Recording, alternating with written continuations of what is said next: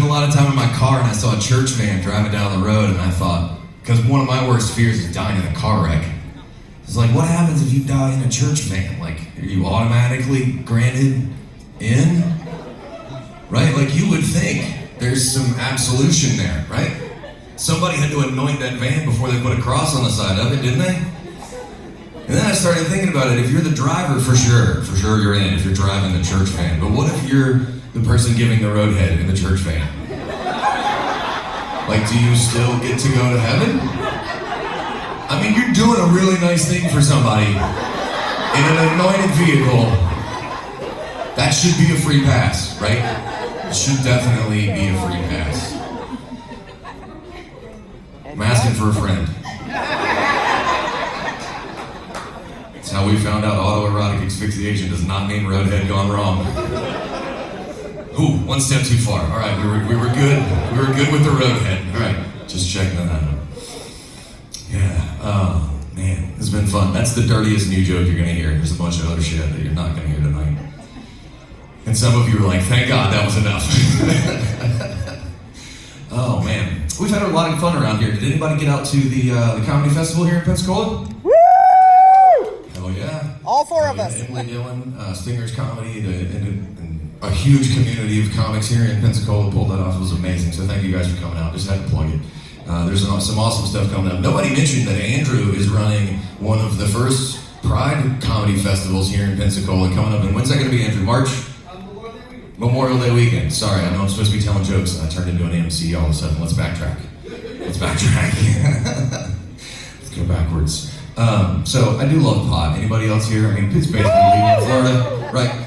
Let's talk about something we can all agree on. Good drugs. We're all drinking beer, right? If you haven't had the beer, you came to the wrong place.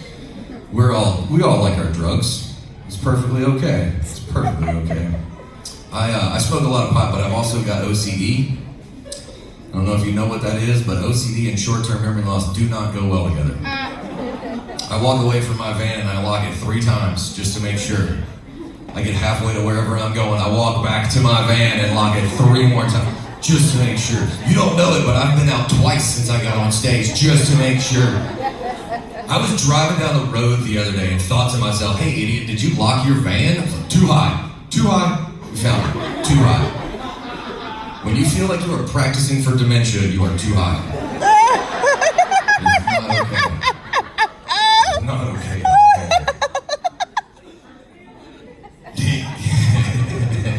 It's anointed in a different way, sir. It's anointed in a different way. I typically don't talk about sex in my set because they say you're supposed to get up here and talk about shit that's relevant to your life. I have been violently single ever since I quit shaving, for those of you that are curious. I do this shit on purpose. I've been dressing this way for a really long time. I've been dressing this way for a decade. I'm not kidding when I say that. About 5 years ago, word got back to my mother that I was telling people I didn't even own pants anymore. My mom sent me a care package. No note, which is a problem from a Southern mother. But there was a pair of pants. And the message was very clear. Stop embarrassing the family. No, my mom's on board with it. She loves it now. She buys me kilts. It's amazing.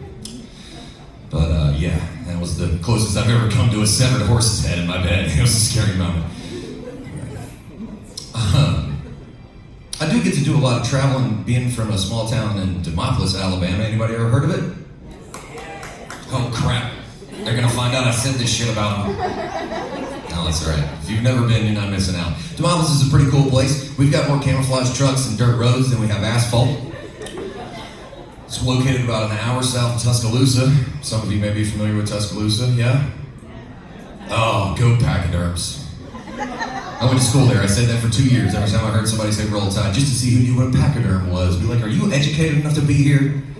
They didn't like it. They didn't like it at all. But being from Demopolis, the first time I saw a camouflage truck, anybody seen a camouflage pickup truck? No! Right? That shit doesn't work. What the hell are they thinking?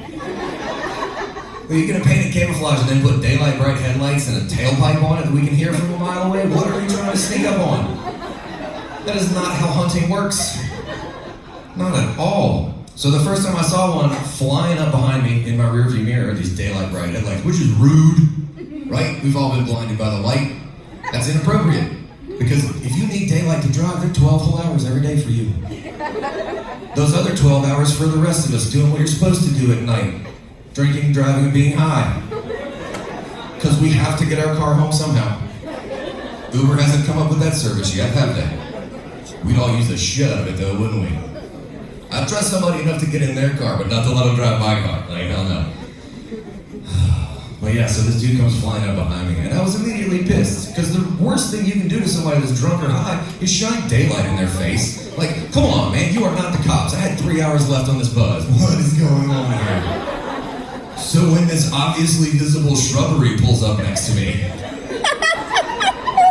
my first thought was, ooh, I've got a high superpower. I can totally see that thing. And then he pulls past me and it starts to make sense. I'm like, all right, this dude thinks that he is some kind of redneck Blade. He's obviously hunting vampire deer. And his name has to be Wesley Snipers. Like, just, it has to be. It has to be. And then he pulls past me, and he gets past me, and I see this ridiculous tailpipe. And right next to this tailpipe is exactly what you'd expect. 3 sets of truck nuts. Which, aside from being predictable, is just unimaginable to me because I don't even know where you get truck nuts. I imagine they just hand them out with restraining orders. And I feel like that's where we should leave it. Ladies and gentlemen, please